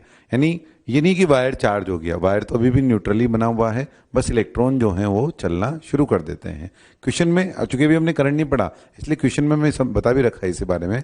As the switch is close the free electron in the wire start moving along the wire in any time interval the number of electron entering the closed surface P is equal to the number of electron leaving the surface। तो जितने electron enter कर रहे हैं उतने ही leave कर रहे हैं। तो नेट चार्ज तो अभी भी उतना का उतना ही बना हुआ है, यानी कितना, जीरो। यानी इसमें पहले न्यूट्रल था, इलेक्ट्रिकली न्यूट्रल, तो इलेक्ट्रॉन जितने हैं उतने ही चले गए अगर, तो फिर भी ये इसका नेट चार्ज कितना बना हुआ है, जीरो। तो नेट चार्ज जीरो है तो फ्लक्स जो है वो बाद में भी फाइनल फ्लक्स जो है वो भी कितना बना हुआ है, जीरो। तो इसका मतलब हम ऐसा बोल सकते हैं कि स्विच क्लोज करने के बाद फ्लक्स जीरो का जीरो ही बना रहा, तो flux remains constant, flux remains zero. इस क्वेश्चन में हमें एक सेंटर पे एक चार्ज रखा हुआ है, Q1 मान लो उसका नाम, और एक चार्ज यहां पर इसकी सरफेस पर QA नाम दे दिया उसको अपन ने, और एक यहां पर चार्ज है QB नाम दे दिया, सेंटर वाले का Q नाम दे देता हूं। तो Q, QA, QB 3 चार्ज है अपने पास। ये non conducting hollow spherical shell है और अब हमें फ्लक्स बता रखा है। अब देखें आप जो फ्लक्स का ग्राफ है वो थोड़ी देर तक के लिए पहले कांस्टेंट है, तो फ्लक्स का जो ग्राफ है वो कितनी वैल्यू पर कांस्टेंट है, फ्लक्स की वैल्यू को रीड करें अगर आप तो इसमें फ्लक्स की जो वैल्यू है वो ये जो कांस्टेंट है यहां जो वैल्यू दे रखी है वो कितनी है, 10⁵ में है वैल्यू, तो 2 × 10⁵ ये वैल्यू है फ्लक्स की। तो फ्लक्स की वैल्यू हो गई अपने पास 2 × 10⁵ बराबर समेशन Q∞/ε0। अब देखो थोड़ी देर के लिए जो फ्लक्स कांस्टेंट है उसमें अगर अपन गाउजियन सरफेस बनाए जैसे यहां पर इस तरह से, तो इसमें समेशन Q में कितना चार्ज आया, ये Q, और थोड़ी सी और रेडियस बढ़ाए अगर उसकी तो भी Q। तो जब तक अपन यहाँ बाहर वाली पोजीशन इस RA वाली पोजीशन तक नहीं आते तब तक समेशन Q की इनकी वैल्यू क्या बनी रहेगी, Q। तो ये बन गया अपने पास Q/ε0। फिर उसके बाद इसके बाद जो वैल्यू है यहां पर फ्लक्स की वो थोड़ी देर फिर से कांस्टेंट है, और इसे रीड करें अगर अपन तो फ्लक्स की वैल्यू क्या बनी इस बार अपने पास, ये बनी है अपने पास -4, तो -4 × 10⁵। और उसके बाद जो है इसके लिए भी अगर अपन फ्लक्स देखना चाहें तो देखें ये जो रेडियस बनेगी यहां पर ये वाली, और इसके बाद वाला जो स्फीयर बनेगा जैसे ये वाला, तो इन सब स्फीयर के लिए टोटल मिलाकर चार्ज कितना आएगा इसके अंदर, एक एक Q और एक QA। तो कितना हो गया टोटल मिलाकर के, ये हो गया अपने पास Q + QA/ε0। तो यहां से अपने को Q की वैल्यू पता लगी थी, Q बराबर कितना पता लगा था, 2 × 10⁵ वो यहां डाल दो तो उससे अपने को क्या पता लग जाएगा, QA पता लग जाएगा। तो यहां से हमें QA पता लग गया, और फिर इसके बाद वापिस से थोड़ी देर बाद वापिस से जो इसकी वैल्यू बन रही है वो ये वाली, और ये कितनी बन रही है वैल्यू, 6 × 10⁵ ये बनेगी यहाँ बाहर वाली पोजीशन पर आकर। तो बिल्कुल बाहर वाली पोजीशन की बात करें अपन, यहाँ वाली पोजीशन की, तो इसके अंदर अब इसके बाद कितने आगे बढ़ जाओ, चार्ज तो बढ़ेगा नहीं, चार्ज तो टोटल मिलाकर कितना बन गया, Q + QA + QB। तो टोटल मिलाकर के जो फ्लक्स बना अपने पास, फाई की वैल्यू लिखना चाहें अगर अपन तो फाई बराबर कितना हो गया, ये वाला वैल्यू ये है 6 × 10⁵ = Q + QA + QB/ε0। अब देखो यहां से अपन Q + QA की वैल्यू यहां डाल देंगे, तो यहां डाल देंगे तो क्या बचा, QB। तो इससे हमें QB की वैल्यू पता लग जाएगी। इस तरह से हमें तीनों चार्ज पता लग गए। इसी में एक आखिरी क्वेश्चन में हमसे पूछा है कि इलेक्ट्रिक फील्ड जो है वो कहां पर जीरो होगा। तो देखो जीरो से लेकर RA तक में यहां पर पॉइंट चार्ज के कारण इलेक्ट्रिक फील्ड होगा, लेकिन होलो स्फीयर कारण नहीं होगा। जैसे वापस बनाए यहां पर कि ये एक होलो स्फेरिकल शेल थी, ये होलो स्फेरिकल शेल है और एक चार्ज यहां पर एक Q, इस पर QA था और इस पर QB चार्ज था। तो यहां पर इलेक्ट्रिक फील्ड किसके कारण होगा, Q के कारण। यहां पर इलेक्ट्रिक फील्ड किसके कारण होगा, Q और QA के कारण। और यहां इलेक्ट्रिक फील्ड किसके कारण होगा, Q, QA और QB तीनों कारणों से। तो हर एक पोजीशन पर किसी न किसी कारण इलेक्ट्रिक फील्ड है, यानी यहां केवल Q कारण, यहाँ दो जने Q और QA के कारण, और यहाँ तीनों कारण Q Q A Q B, इस कारण से किसी पोजीशन पर इलेक्ट्रिक फील्ड की वैल्यू 0 नहीं है। तो नेक्स्ट चैप्टर ग्रेविटेशन, वैसे तो ये 11th का चैप्टर है, लेकिन हम 12th के साथ इसलिए पढ़ते हैं क्योंकि इसमें बहुत सारी चीजें इलेक्ट्रोस्टैटिक्स जैसी ही हैं, इसलिए इलेक्ट्रोस्टैटिक्स की चीजों को सीधा का सीधा हम यूज कर पाएंगे। जैसे वहां होलो स्फीयर और सॉलिड स्फीयर के जो भी आंसर थे वो सब हम यहाँ पर सीधा का सीधा ही यूज कर पाएंगे। न्यूटन लॉ आप ऑलरेडी देख चुके हैं न्यूटन्स लॉ ऑफ ग्रेविटेशन में। तो न्यूटन लॉ क्या देखा हुआ है अपन ने कि दो मास m1 और m2 एक दूसरे से अगर r सेपरेशन पर हो तो इनके बीच लगने वाला जो ग्रेविटेशनल फोर्स है वो किस तरह से लग रहा होगा, इस पर फोर्स F और इस पर फोर्स F। तो ग्रेविटेशनल फोर्स की जो वैल्यू है वो है Gm1 m2 upon r square. तो ये जो फोर्स है ये ठीक K1 Q2 upon r square जैसा ही है इलेक्ट्रोस्टैटिक फोर्स का, इसलिए हमारे लिए चीजों को सोल्व करना आसान हो जाएगा और हम G को K से रिप्लेस करना रह जाएगा बस, और Q को M से, K1 Q2 upon r square Gm1 m2 upon r square. एक फर्क ये है बस ये कि जैसे दो चार्ज अगर दोनों प्लस प्लस थे तो वो एक दूसरे को रिपेल कर रहे थे, एक प्लस और एक माइनस था तो वो अट्रैक्ट कर रहे थे, लेकिन दो मास हमेशा एक दूसरे को अट्रैक्ट ही कर रहे होंगे, यानी ये केवल अट्रैक्शन टाइप का ही फोर्स होगा। तो अगर इसको डायरेक्शन के साथ लिखना चाहें तो फोर्स का मैग्नीट्यूड और फोर्स की डायरेक्शन, तो देखो force on m2 due to m1 लिखना चाहें अपन तो ड्यू टू m1 के लिए r वेक्टर जो बना वो इधर की तरफ बना और जो फोर्स है वो इधर की तरफ है। तो F और R जो है वो एक दूसरे के अपोजिट है, F और R एक दूसरे के अपोजिट है, तो यहाँ F के साथ क्या आ जाएगा माइनस R कैप। तो फोर्स जब हमने लिखा ग्रेविटेशनल फोर्स तो क्या बना है, ये बना है Gm1 m2 upon r square into minus R cap, और इसी को अपन ऐसे लिख सकते हैं Gm1 m2 upon r cube और माइनस R वेक्टर। तो जो फोर्स है उसमें अट्रैक्शन का साइन आने के कारण यहां हमेशा माइनस R कैप आएगा, जबकि इलेक्ट्रोस्टैटिक वाले फोर्स के दौरान क्या था कि हमने ऐसा बोला था कि F बराबर K1 Q2 upon r square, और Q1 Q2 को अपन साइन के साथ रख देंगे। तो ये तो कंपैरिजन हुआ, और इसमें जैसे यहाँ G था तो यहाँ क्या गया, तो अब अगर अपने को इलेक्ट्रोस्टैटिक्स से और ग्रेविटेशन वाले फॉर्मूले पे जाना है तो बस हमें क्या करना रह गया, G को K से, या अभी तो इलेक्ट्रोस्टैटिक्स से ग्रेविटेशन में रिप्लेस करेंगे तो K को G से रिप्लेस कर देंगे, और जो Q है उसको किससे रिप्लेस कर देंगे, M से, और R तो R ही रहे। तो इस तरह से हमारे उन्हीं फॉर्मूलों से काम चल जाएगा। ये तो हुआ कंपेरिजन वाली बात। अब पोटेंशियल और इलेक्ट्रिक फील्ड के फॉर्मूले की बात करें अगर अपन, तो इलेक्ट्रिक फील्ड का जो फॉर्मूला है ग्रेविटेशनल फील्ड और इलेक्ट्रिक फील्ड है ना, तो इलेक्ट्रिक फील्ड कैसे लिखा करते थे अपन, फोर्स अपॉन चार्ज।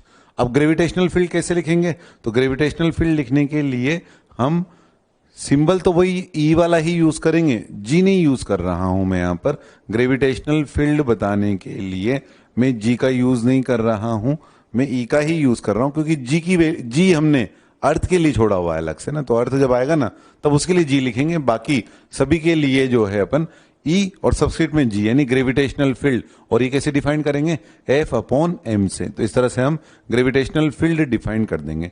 तो जी हम अर्थ के लिए छोड़ा हुआ है, बाकी सबके लिए ई और जी, ई और सबस्क्रिप्ट में जी लिख करके काम चला देंगे। ये तो है ग्रेविटेशनल फील्ड के लिए। और अब पोटेंशियल की बात करें अगर अपन कि पोटेंशियल किस तरह से लिख रहे होंगे, तो यहां पोटेंशियल और वहां पोटेंशियल में क्या डिफरेंस आएगा ये देखते हैं सबसे पहले अपन। तो जैसे कोई भी मास है, जैसे ये मास है और इसका वैल्यू है मान लो कैपिटल M। अब किसी भी पॉइंट का पोटेंशियल कैसे डिफाइन करेंगे, जैसे इस पॉइंट का पोटेंशियल डिफाइन करना है अपने को, P पॉइंट का पोटेंशियल डिफाइन करना है, तो वो कैसे डिफाइन करते हैं अपन, VP minus V infinite equal to work done by external agent द्वारा किया गया कार्य कहां से कहां तक, इनफाइनाइट से P तक। किस तरह से, यूनिट मास को लाने में किया गया वर्क डन, किस तरह से, ताकि स्लोली, यानी स्लोली लाने में किया गया वर्क डन। इस तरह से हमने पोटेंशियल डिफाइन किया था। अब देखो हम यहां ग्रेविटेशन में P पॉइंट का पोटेंशियल डिफाइन कर रहे हैं, तो इनफाइनाइट से कोई मास लेकर के आए, तो मान लो हम कोई मास लेकर के आ रहे हैं M, तो इस स्मॉल M पर बताओ कैपिटल M के कारण किस तरह का फोर्स लगेगा, वो लगेगा अट्रैक्शन का फोर्स। तो ये है ग्रेविटेशनल फोर्स, ये खींच रहा है उसको। अब हमें कहां तक आना है, हमें आना है P तक, तो P तक आना है तो इस पर इधर की तरफ स्लोली जाने के लिए, ऐसे छोड़ दोगे तो बक क्या जाएगा, लेकिन एक्सटर्नल फोर्स का वर्क डन डिफाइन करने के दौरान हमने बोला था कि स्लोली ही लेकर के आना है, तो इस कारण से एक्सटर्नल फोर्स का जो वर्क डन है वो कितना होना चाहिए, इसी के बराबर, ताकि डेल्टा के 0 रहे। अच्छा, पोटेंशियल बताने के लिए आना कहां से होता है, इनफाइनाइट से। तो इनफाइनाइट से जब आ रहे हैं तो डिस्प्लेसमेंट की डायरेक्शन किधर की तरफ है, इस तरफ। तो आप देखो डिस्प्लेसमेंट dx और एक्सटर्नल फोर्स, ये दोनों के बीच का जो एंगल है वो कितना है, 180 डिग्री। 180 डिग्री है, इसका मतलब बताओ f और dx के बीच का एंगल 180 डिग्री है, तो वर्क डन जो है उसका साइन कैसा आएगा, उसका साइन आएगा नेगेटिव। क्या सभी पूरे ग्रेविटेशनल इस वाले चैप्टर के लिए हर बार ही पोटेंशियल का साइन नेगेटिव आएगा क्या? हाँ, क्योंकि दो मास हमेशा एक दूसरे को अट्रैक्ट करते हैं। तो जब आप किसी पॉइंट पर आ रहे होंगे, किसी मास को ला रहे होंगे, तो ये मास उसे हमेशा अट्रैक्ट करेगा। तो ग्रेविटेशनल फोर्स हमेशा अट्रैक्शन का होगा, तो एक्सटर्नल फोर्स हमेशा हमें इधर लगाना पड़ेगा। और डिस्प्लेसमेंट इनफाइनाइट से पी इधर की तरफ होगा, तो यानी work done by external agent हमेशा ही नेगेटिव आने वाला है। और मास तो एक पॉजिटिव क्वांटिटी है, तो नेगेटिव अपॉन पॉजिटिव कैसा हो गया, नेगेटिव। तो इस चैप्टर में सिर्फ आपको इतना एक्स्ट्रा ध्यान रखना है कि पोटेंशियल का जो साइन है वो नेगेटिव आने वाला है, यानी पोटेंशियल का वैल्यू जब आप बताओगे तो आगे हमेशा माइनस और लगा देना। और ग्रेविटेशनल फील्ड लिखना है आपको, तो ग्रेविटेशनल फील्ड में तो क्या है, ग्रेविटेशनल फील्ड में जिसके कारण भी फील्ड लिख रहे हो, जैसे पॉइंट मास वगैरह जिसके कारण भी लिख रहे हो, वो मैग्नीट्यूड तो आ जाएगा, लेकिन डायरेक्शन में हमेशा साथ में क्या और आएगा, माइनस आर कैप। तो वेक्टर क्वांटिटी में तो क्या होता है, वेक्टर क्वांटिटी में हम मैग्नीट्यूड अलग दिखा सकते हैं, डायरेक्शन अलग दिखा सकते हैं, या वेक्टर फॉर्म में लिखना चाहें तो मैग्नीट्यूड और डायरेक्शन में माइनस आर कैप लिख सकते हैं। लेकिन स्केलर क्वांटिटी में क्या होता है, हमें साइन साथ में दिखाना होता है। तो इसलिए पोटेंशियल में स्पेशली ध्यान रखना है आपको कि जब आप पोटेंशियल लिख रहे होंगे इस चैप्टर में, तो एक माइनस तो आपको लगाना ही है। यानी जब आपसे पूछे रिंग के कारण, ग्रेविटेशन वाले चैप्टर में एक यूनिफॉर्मली मास डिस्ट्रीब्यूशन वाली रिंग के कारण पोटेंशियल बताओ, तो जैसे आपने सुना अच्छा पोटेंशियल बताना है, पोटेंशियल बताना है, तो पहले आपने एक माइनस लगा दिया और फिर उसकी वैल्यू जो है वो लिख दी। तो आपको ध्यान रखना है इस चैप्टर में स्पेशली कि पोटेंशियल लिखने के दौरान उसके आगे एक माइनस जरूर लगाना है। ये माइनस या तो आप लगाओगे या एग्जामिनर लगाएगा, दोनों में से किसी एक को लगाना है। तो ये इलेक्ट्रोस्टैटिक और ग्रेविटेशन चैप्टर का डिफरेंस है। तो मेन चीजें क्या रही कि जो भी फॉर्मूले आपको याद है वहां पर वही फॉर्मूले यहां पर यूज आएंगे। फर्क इतना है कि वहां आपको के टर्म में याद थे, उसे जी में रिप्लेस कर देंगे, जो वहां क्यू था उसे एम से रिप्लेस कर देंगे, आर तो वैसा का वैसा ही रहेगा। ऐसा इसलिए हो रहा है क्योंकि k q q two upon are square और G M M two upon are square एक ही टाइप के फोर्स है। हाँ, दोनों पॉइंट चार्ज और पॉइंट मास के लिए ही वैलिड हैं। अगर एक्सटेंडेड हैं तो फिर हम उसको एलिमेंट लेकर के सोल्व कर देंगे। तो ऑलरेडी हम एलिमेंट लेकर के इलेक्ट्रोस्टैटिक्स में सोल्व कर चुके हैं, इस कारण से यहां पर तो हमें सिर्फ जो है प्रीवियस आंसर का ही यूज करना रहेगा। बस अब जब पोटेंशियल लिखेंगे अपन, तो पोटेंशियल में इस बात का ध्यान देंगे कि हमें एक माइनस आगे जरूर लगाना है। अब मैं कुछ फॉर्मूले लिखता जाता हूं और आप उसका आंसर्स लिखते जाएं। तो कुल मिलाकर हमने जाना कि इलेक्ट्रोस्टैटिक्स से ग्रेविटेशन आने के दौरान k q n q two upon are square और G M n M two upon are square, दो पॉइंट चार्ज या दो पॉइंट मास एक दूसरे से आर सेपरेशन पर हो, तो उनके बीच जो फोर्स लग रहा है वो एक जैसा ही आ रहा है, तो क्यों ना वहीं के फॉर्मूले यूज कर लिए जाएं। लेकिन इलेक्ट्रोस्टैटिक फोर्स में तो क्या है कि दोनों चार्ज पॉजिटिव या पॉजिटिव नेगेटिव करके अट्रैक्शन और रिपल्शन दोनों स्थिति हो सकती थी, लेकिन दो मास हमेशा एक दूसरे को अट्रैक्ट ही करते हैं। इस कारण से पोटेंशियल में ग्रेविटेशन में हमेशा माइनस ही आने वाला है, इस बात का हमें ध्यान रखना है। तो कुछ फॉर्मूले अब अपन लिख कर देखते हैं।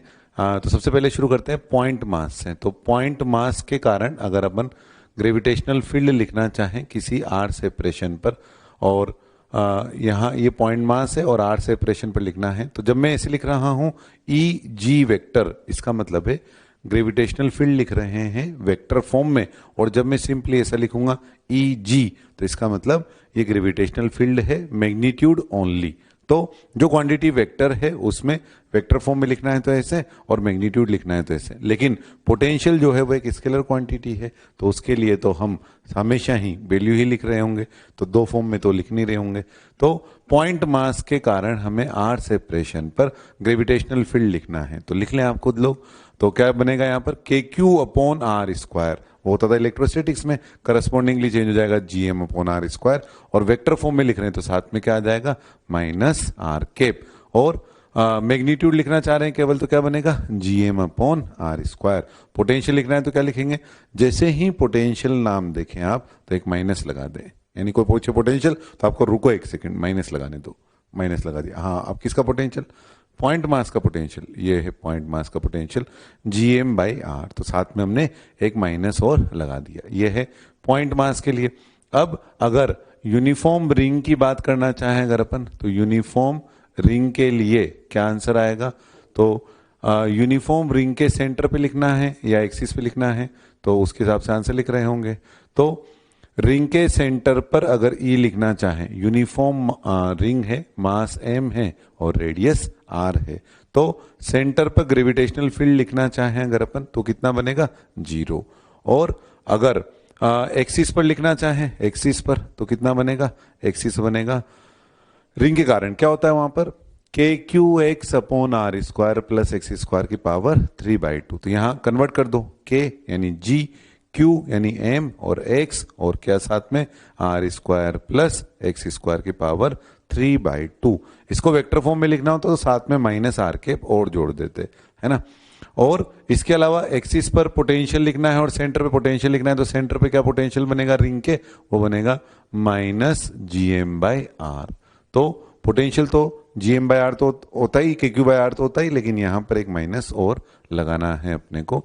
माइनस इसलिए, ऐसा नहीं कि इलेक्ट्रोस्टैटिक से माइनस नहीं आता, वहां दोनों चीजें पॉसिबल थी, प्लस और माइनस। पॉजिटिव चार्ज के कारण पॉजिटिव पोटेंशियल था, नेगेटिव चार्ज के कारण नेगेटिव पोटेंशियल था, लेकिन यहां क्या है, एक मास हमेशा अट्रैक्ट ही कर रहा होता है दूसरे मास को, इसलिए इस चैप्टर में पोटेंशियल हमेशा नेगेटिव ही आने वाला है। और एक्सिस पे पोटेंशियल लिखना चाहे तो क्या बनेगा, तो वहां होता था K Q upon under root of R square plus X square, और साथ में अब यहां इस चैप्टर में कर रहे होंगे तो क्या और लगा देंगे एक्स्ट्रा में माइनस। तो ये पॉइंट मास और रिंग के लिए आंसर हुआ। अब इसके बाद आगे बढ़े, जैसे होलो स्फीयर के लिए लिखना चाहें अपन आंसर, तो होलो स्फीयर के अंदर और बाहर वाली पोजीशन पर क्या आंसर आएगा, तो यूनिफॉर्मली मास वाला होलो स्फीयर, तो होलो स्फीयर और यूनिफॉर्म मास डिस्ट्रीब्यूशन है ना, मास एम रेडियस आर, तो ये एक होलो स्फीयर है, इसकी रेडियस आर है और ये सेंटर, और अब हमें इसके बाहर वाले पॉइंट पर और अंदर वाले पॉइंट पर ग्रेविटेशनल फील्ड पता लगाना है और पोटेंशियल पता लगाना है। तो सबसे पहले ग्रेविटेशनल फील्ड लिखें बाहर वाली पोजीशन पर, R greater than equal to R पर, तो क्या लिखते हैं के क्यू अपॉन आर स्क्वायर, यहां लिख दें जीएम अपॉन आर स्क्वायर। और अगर इसी में अगर आप वेक्टर और लगाते हो जैसे ई जी वेक्टर, तो फिर क्या होगा, तो फिर हमें ये तो लिखना ही है जीएम अपॉन आर स्क्वायर, लेकिन साथ में माइनस आर के पोल लगा देंगे। तो जब भी वेक्टर फॉर्म में लिखना है वेक्टर क्वांटिटी को, तो इस चैप्टर में ग्रेविटेशन में यहां साथ में माइनस और आ जाएगा। और पोटेंशियल लिखना है जैसे या अभी इलेक्ट्रिक फील्ड अंदर वाले पॉइंट का लिखना है, तो ई जी आर लेस देन आर, तो अंदर वाले पॉइंट पर कितना होता है वैल्यू 0। और पोटेंशियल लिखना है बाहर वाले पॉइंट का। अब देखो इलेक्ट्रोस्टैटिक्स के बाद पढ़ने का फायदा है कि हम सीधे ही फॉर्मूले लिख पा रहे हैं जो हमने पिछले चैप्टर में सीखे थे। तो बाहर वाले पॉइंट के लिए पोटेंशियल क्या लिखेंगे, जैसे आपने देखा पोटेंशियल आपने एक माइनस लगा दिया क्योंकि इस चैप्टर में तो माइनस आना ही है, और बाहर वाले पॉइंट के लिए पोटेंशियल क्या माइनस जीएम बाय आर, और R less than equal to, potential में दोनों जगह इक्वालिटी लगा दी क्योंकि कंटिन्यूअस फंक्शन बन रहा है, और ग्रेविटेशनल फील्ड में नहीं लगाई क्योंकि यहां आर लेस देन आर और greater than equal to R पे कंटिन्यूअस फंक्शन नहीं बन रहा है। तो यहां क्या बन जाएगा value minus GM by capital R. यह आंसर वैसा ही आ रहा है कि होलो स्फीयर के अंदर वही पोटेंशियल होगा जो उसकी सरफेस पर होगा। ये होलो स्फीयर के इनसाइड और आउटसाइड वाली पोजीशन पर ग्रेविटेशनल फील्ड और पोटेंशियल हुआ। ऐसे ही ये हमने लिखा होलो स्फीयर के लिए। अब ऐसे आप सॉलिड स्फीयर के लिए सोच के देख लो, तो solid sphere uniform mass distribution वाला, तो ये सॉलिड स्फीयर बना दिया, इसको भर दिया, ये लो ये बन गया सॉलिड स्फीयर। तो इस सॉलिड स्फीयर के लिए बाहर वाले पॉइंट के लिए ग्रेविटेशनल फील्ड लिखना है, यही वाला आ जाएगा, वेक्टर फॉर्म में लिखना है, यही वैल्यू आ जाएगी। पर अंदर वाला जो ई है उसका फॉर्मूला चेंज हो जाएगा, तो अंदर वाला क्या बन जाएगा, अंदर वाले की वैल्यू लिखें अगर अपन, तो वापिस लिख देता हूं मैं, अंदर वाली पोजीशन पर ई लिखना है अगर अपने को आर लेस देन आर पे, इधर इक्वालिटी लगा सकते हैं। तो क्या होता है फॉर्मूला, के क्यू स्मॉल आर, तो यहाँ क्या बन जाएगा G M small R upon capital R cube, और ये आर के प्रोपोर्शनल हो जाएगा। और पोटेंशियल लिखना चाहें अगर अपन, तो potential R greater than equal to R वाली पोजीशन पे क्या हो जाएगा, बाहर वाले के लिए उठा के सेंटर पे रख दो, तो minus G M by R. और अंदर वाली पोजीशन के लिए क्या पोटेंशियल होगा, V R less than equal to R. क्या फॉर्मूला होता है इसका, तो ये होगा minus G M upon two R cube और 3r² माइनस आर स्क्वायर। तो अधिकतर फॉर्मूले तो याद रह जाते हैं, लेकिन सॉलिड स्फीयर का जो फॉर्मूला है अंदर वाला वो जरूर आपको याद रखना है। थोड़ा सा बड़ा है लेकिन काम तो ये आएगा, काम तो सबसे ज्यादा सॉलिड स्फीयर ही आता है। इस चैप्टर में क्या है, हम अर्थ की ही बात कर रहे होंगे। अब अर्थ की बात करेंगे तो अर्थ तो सॉलिड स्फीयर है, तो जो भी सॉलिड स्फीयर के फॉर्मूले हैं वही काम आ रहे होंगे। तो सॉलिड स्फीयर के इनसाइड और आउटसाइड वाले फॉर्मूले जरूर याद रखने हैं। उसमें से आउटसाइड वाले तो आप आसानी से याद रख दोगे, उठा के सेंटर पे रख दिया तो उससे आंसर याद रह गया। इनसाइड वाला ध्यान रखना है, तो सॉलिड स्फीयर के इनसाइड ग्रेविटेशनल फील्ड का फॉर्मूला क्या बना, G M small R upon capital R cube. ये उसी तरह से है जैसे K Q small R upon capital R cube आया था। और पोटेंशियल का फॉर्मूला जरूर याद रखना है आपको। पोटेंशियल का फॉर्मूला मैं बोलता हूं वापिस से, क्या है पोटेंशियल का फॉर्मूला, यह है minus G M upon 2r cube 3r² minus small R square. बहुत ही इंपॉर्टेंट फॉर्मूला है, याद रखें। थोड़ा बड़ा है लेकिन इस चैप्टर में तो क्या फॉर्मूला याद होगा, तो आगे जब हम एनर्जी कंजर्वेशन लगाएंगे तो जैसे अपन ने देखा क्यू वी की तरह से यहाँ एम इंटू वी वाला शब्द आएगा, तो वी का फॉर्मूला याद होगा तभी तो आप एनर्जी कंजर्वेशन लगा पाओगे। इसलिए पोटेंशियल का फॉर्मूला तो आपको अच्छे से जरूर से याद रखना है। अच्छा, इसमें अब देखो कि अगर अपन सरफेस का पोटेंशियल निकालना चाहें और उसके अलावा सेंटर का पोटेंशियल निकालना चाहें, तो सरफेस का पोटेंशियल कितना बना, R equal to capital R डाल दो इसमें, तो कैपिटल आर स्क्वायर आ गया यहाँ पे, तो 2r² और 2r क्यूब, यानी कितना बन गया minus G M upon R. और सेंटर का पोटेंशियल कितना हो गया, r0 डाल दो, तो ये बन गया minus 3/2 G M by R. यानी हम ऐसा बोल सकते हैं कि जो सेंटर का पोटेंशियल है वो सरफेस के मुकाबले कितना गुना है, 3/2 टाइम्स। 3/2 टाइम्स है क्योंकि इनफाइनाइट सरफेस तक आने के बाद सरफेस से आगे भी जा रहे हैं तो एडिशनल वर्क डन हो रहा होगा। तो ये सॉलिड स्फीयर का पोटेंशियल और ग्रेविटेशनल फील्ड का आंसर हुआ। तो ऐसे ही अब अगर अपन जैसे इनफाइनाइट लॉन्ग वायर कारण पोटेंशियल डिफरेंस निकालना चाहें और ग्रेविटेशनल फील्ड भी लिखना चाहें ई, तो उसकी वैल्यू क्या होगी, ये दोनों वैल्यूज लिखनी है अपने को। तो किसी भी जनरल आर डिस्टेंस पर ग्रेविटेशनल फील्ड जो है वो अट्रैक्शन का होगा और उसकी वैल्यू किसके बराबर होगी, ई बराबर होगा 2g लेमडा बाय आर। तो ग्रेविटेशनल फील्ड की जो वैल्यू है वो तो आ गई 2 के लेमडा बाय आर होती थी वहां पे, तो यहाँ क्या बन गया 2g लेमडा बाय आर। और हमें potential difference V A minus V B का मैग्नीट्यूड निकालना है। जैसे अब क्या है कि ई और वी में रिलेशन देखा था अपन ने, ई बराबर minus D V by D R. तो हमने कुछ पोटेंशियल तो याद किए थे, लेकिन इनफाइनाइट लॉन्ग वायर के लिए पोटेंशियल डिफरेंस जो है वो हमने ये कहा था कि जब जरूरत पड़ेगी ना तो हम खुद डिराइव कर लेंगे क्योंकि बहुत ज्यादा यूज नहीं आ रहा होता है। तो ई बराबर फिर से अपन लिख सकते हैं minus D V by D R. तो यहां से डीवी का जो मैग्नीट्यूड है वो किसके बराबर हो जाएगा, ई इंटू डी आर। और अगर हमें पोटेंशियल डिफरेंस निकालना तो इसका इंटीग्रेशन करें तो डेल्टा वी का जो मैग्नीट्यूड है वो किसके बराबर आ जाएगा, यहाँ ई की जगह लिख दिया अपन ने 2g lambda by R into D R. और लिमिट कहां से कहां तक लग जाएगी, आर ए से लेकर आर बी तक। तो इसमें से डेल्टा वी का मैग्नीट्यूड लिख रहे हैं अपन, तो 2g लेमडा तो बाहर आ गया और यहाँ क्या हो गया डी आर बाई आर, तो ये बन गया ln r b by r a. तो ये अपने पास पोटेंशियल डिफरेंस का मैग्नीट्यूड आ गया। अब हमें तो लिखना था V A minus V B, तो साइन भी डिसाइड करें। तो जैसे हम साइन वहां लिखते थे, in the direction of gravitational field potential decreases. जैसे इलेक्ट्रिक फील्ड के लिए बोला था ना, in the direction of electric field potential decreases, वैसे ही यहाँ के लिए बोल रहे होंगे इन the direction of gravitational field potential decreases. तो ग्रेविटेशनल फील्ड किधर की तरफ है, इधर, तो इधर से इधर जाने पर पोटेंशियल डिक्रीज हो रहा होगा। तो पोटेंशियल डिक्रीज हो रहा होगा तो बताओ V A minus V B में से कौन सा पोटेंशियल ज्यादा आएगा, वी और वीबी। तो इधर से इधर जाने पर पोटेंशियल डिक्रीज हो रहा है, कम हो रहा है, तो वीबी और वीए में से वीबी बड़ा आएगा वीए से। तो वीबी माइनस वीए तो एक पॉजिटिव क्वांटिटी होगी, लेकिन अगर वीए माइनस वीबी पूछा है तो वो नेगेटिव क्वांटिटी होगी। तो हमने मैग्नीट्यूड तो निकाल ही रखा है, अब साइन और लगाना है, तो फिर V A minus V B negative quantity तो इसके आगे माइनस लगा दिया क्योंकि मैग्नीट्यूड तो ऑलरेडी लिखा हुआ है अपन ने कितना 2g lambda ln r b by r a. ये साइन कैसे डिसाइड किया अपन ने, हमने ऐसे डिसाइड किया कि ये मैग्नीट्यूड तो निकाले रखा है अपन ने, और ग्रेविटेशनल फील्ड की डायरेक्शन इधर अट्रैक्शन की, क्योंकि कोई भी मास यहाँ रखोगे तो ये मास उसको अट्रैक्ट ही कर रहा होगा। यहाँ जो लेमडा है, इस लेमडा का नाम क्या बोलेंगे, जैसे वहां बोलते the charge per unit length, ऐसे यहाँ बोल देंगे मास पर यूनिट लेंथ। तो मास पर यूनिट लेंथ हमने इसको बोल दिया लेमडा को। और अब हमें ये देखा हमने कि अट्रैक्शन की डायरेक्शन है, तो इन the direction of gravitational field potential decreases. इससे हमने बता दिया कि बी और ए में से बी का पोटेंशियल ए से ज्यादा होगा। तो अगर हमसे V A minus V B पूछा तो हमने इसके आगे माइनस लगा दिया। तो ये है इनफाइनाइट लॉन्ग वायर के लिए। और इसमें हमने ये आंसर याद नहीं रखते हैं क्योंकि बार बार काम नहीं आता, इसलिए तुरंत से डिराइव कर लेते हैं। ई बराबर minus D V by D R, D V बराबर ई डी आर, ई की वैल्यू डाल दी, 2g लेमडा बाहर आ गया, d are by r l n r b by r a बन गया। Next is infinite long sheet, और सिग्मा सरफेस मास डेंसिटी है, और वही ग्रेविटेशनल फील्ड निकालना है और पोटेंशियल डिफरेंस निकालना है। तो ग्रेविटेशनल फील्ड कितना आएगा, ग्रेविटेशनल फील्ड वहां कितना होता था, वहां होता था सिग्मा बाय 2 एप्सिलॉन 0। अब यहाँ क्या बनेगा, अब यहाँ इस चैप्टर में एप्सिलॉन 0 तो होता नहीं है, यहाँ तो के को जी से रिप्लेस करना होता था। तो एप्सिलॉन 0 को पहले किस में कन्वर्ट करें अपन, के में कन्वर्ट करें। तो उसके लिए अपन क्या करें, ये जो सिग्मा बाय 2 एप्सिलॉन 0 है ना, इसको अपन ने 2 पाई से मल्टीप्लाई डिवाइड कर दिया। अब ये बना अपने पास क्या 4 पाई एप्सिलॉन 0, तो बन गया सिग्मा के 2 पाई। ये था इलेक्ट्रोस्टैटिक वाला फॉर्मूला। अब इसको अपन जी में कन्वर्ट करें तो क्या बन जाएगा सिग्मा जी 2 पाई। तो अपन ने साइड में ही कन्वर्ट करके देख लिया, क्योंकि इस चैप्टर में एप्सिलॉन 0 तो होगा नहीं, इसलिए नहीं कि सिग्मा बाय 2 एप्सिलॉन 0 आंसर दे दो।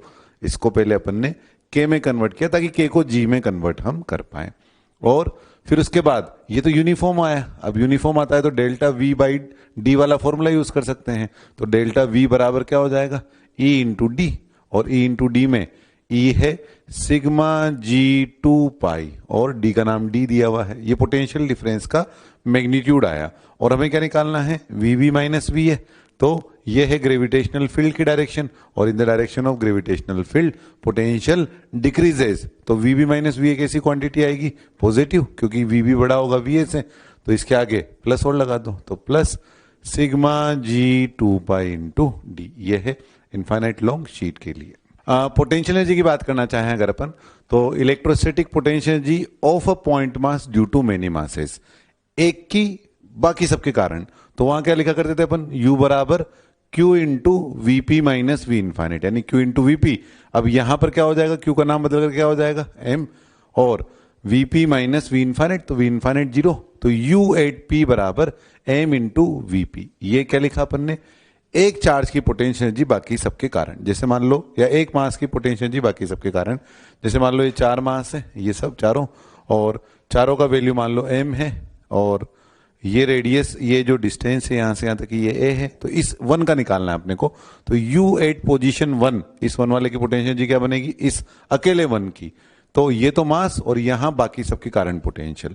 तो कितना हो जाएगा देखो, इसी कारण हो जाएगा minus G M by A, इसी कारण हो जाएगा minus G M by A. तो ये हो गया minus 2 G M by A, और ये वाला कितना हो जाएगा minus G M by root 2a। तो एक की बाकी सबके कारण, ये पोटेंशियल एनर्जी वाली टर्म हुई। अच्छा, इसके बाद जो है दो सिस्टम की लिखनी है जैसे अपने को, तो सिस्टम की कैसे लिखेंगे, दो मास M1 M2 एक दूसरे से r सेपरेशन पर हो, तो U सिस्टम लिखना है अपने को। U सिस्टम लिखना है तो कैसे लिखेंगे, इनफाइनाइट से एक करके मास लेकर के आएंगे। तो पहला मास लाने में कितना वर्क डन करना पड़ेगा, 0। तो अपने से लिख रहे हैं W1 प्लस W2। तो W1 तो कितना हो गया 0, और W2 कितना बनेगा M2 मास और M1 के कारण पोटेंशियल, यानी माइनस GM1 बाय R। तो क्या बन गया U system, minus GM1 M2 upon R। तो वहां होता था ना KQ1 Q2 अपॉन R, वैसे यहां बन गया minus GM1 M2 upon R। दो मास के लिए, से 3 के लिए लिखना है तो 3 मास के लिए लिखना है, जैसे 3 पॉइंट मास है एक दूसरे से ऐसे R सेपरेशन पर है। अब इसके लिए लिखना है अपने को तीनों मास की वैल्यू M है, या M1 M2 M3 ले लो, और ये सभी R है मान लो, और हमें इसका U सिस्टम पता लगाना है कि U सिस्टम कितना होगा। तो कैसे लिखेंगे U system, sum of all interaction potential energy such that no term get repeated. तो U12 plus U13 plus U23, तो कितना बन गया, ये हो गया GM1 M2। पोटेंशियल में क्या ना, यहाँ माइनस वाली टर्म भी आ रही होगी, तो हर बार एक माइनस और आना है।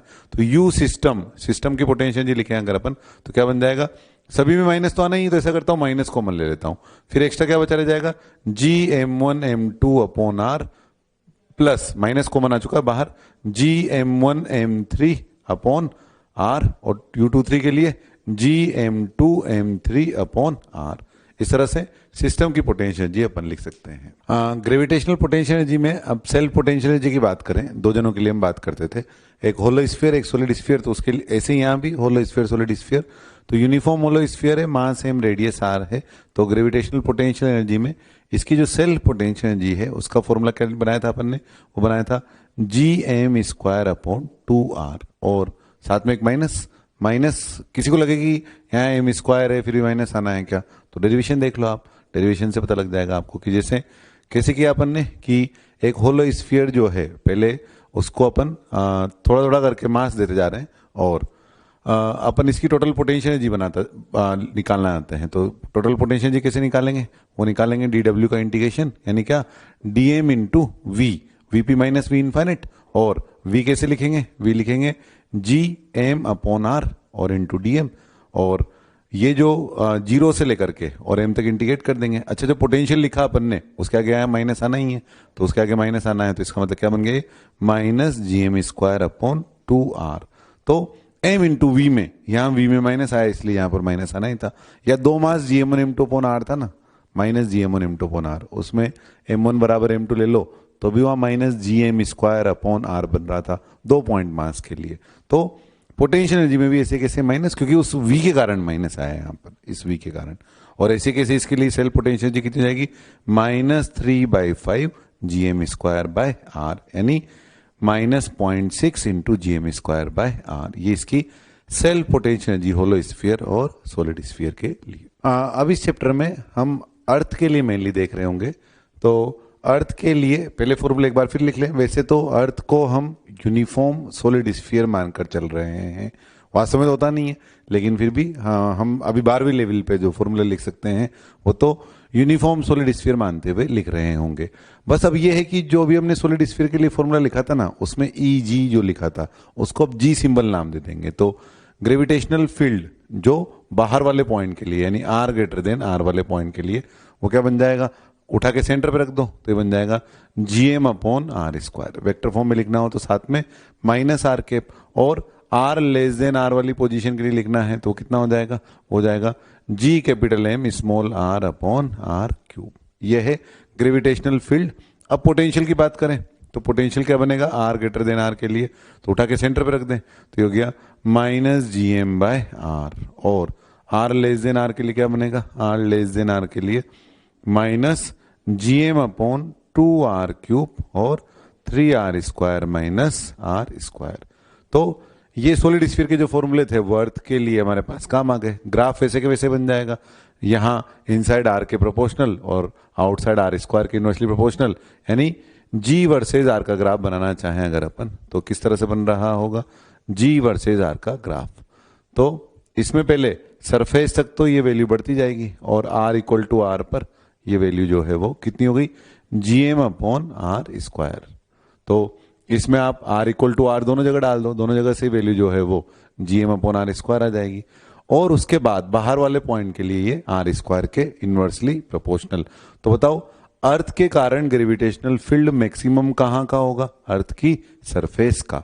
तो मैक्सिमम ग्रेविटेशनल फील्ड जो आया है वो अर्थ की सरफेस पर आया है, तो G ऑन सरफेस लिखना चाहें अगर अपन तो कितना बन गया, GM, और स्मॉल r की जगह R डाल दो यहाँ पे, तो यहाँ डालोगे तो भी R², यहाँ डालोगे तो भी R²। इसमें से अपन अर्थ का मास जानते हैं, अर्थ की रेडियस जानते हैं, तो G सरफेस की जो वैल्यू है वो कितनी आ जाती है, 9.81 मीटर/सेकंड²। तो G सरफेस को GS से भी रिप्रेजेंट कर देते हैं अपन, तो G surface that is GM upon R²। यह है वेरिएशन ऑफ G। तो बताओ G की मैक्सिमम वैल्यू कहां पर है, सरफेस पर, तो G की वैल्यू अर्थ से ऊपर, सरफेस से ऊपर जाएंगे तो भी घट रही होगी, और नीचे जाएंगे अगर, यानी अर्थ के सेंटर की तरफ, तो भी घट रही होगी। और रेट ऑफ चेंज की बात करें अगर आप dg/dr, तो dg/dr में अंदर तो रेट ऑफ चेंज इसकी यूनिफॉर्म है, यानी इसका जो स्लोप है वो यूनिफॉर्म है, लेकिन बाहर स्लोप लगातार घटता जा रहा है, यानी शुरू में रेट ऑफ चेंज जो है वो ज्यादा होगी और फिर आगे बढ़ते बढ़ते जी की जो रेट ऑफ चेंज है वो कम होती जाएगी। इस तरह से जी का वेरिएशन हो रहा होगा।